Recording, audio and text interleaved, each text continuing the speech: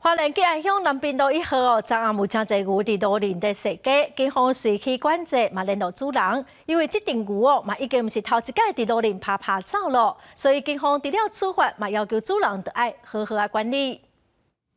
大大细细牛伫车路西为避免弄着车，警方前后拢派人交通管制，主人是摕着高咧赶。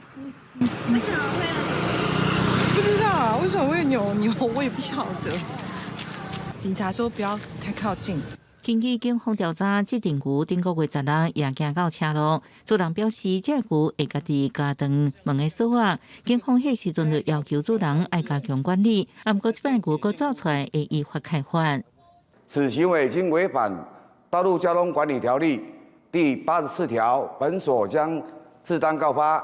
同时在此呼吁，请让动物或宠物在路上奔走，若是故意行为，将会违反社会秩序违法第91条。警方强调，已经要求主人改善铁门设施先进管理的责任。不过附近厝边是司法表示，主人也是用烟丝绑门，将烦恼牛只佫走出来设计，最后造成大祸。希望相关管理单位严去规范主人责任。公视新闻花莲报道。